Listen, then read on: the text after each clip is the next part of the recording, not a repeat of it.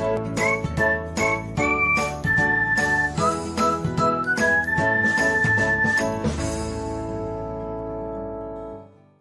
everyone, welcome back to another episode of Technologyglance.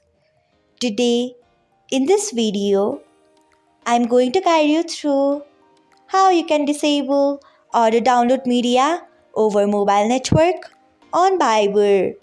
So, let's get started.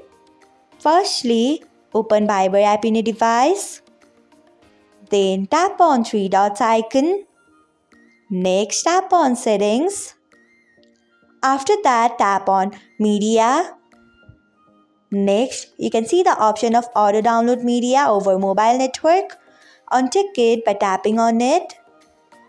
So, this is how you can disable auto download media over mobile network on Viber. Thanks for watching. If you found this guide helpful, we would love it if you hit the thumbs up button below.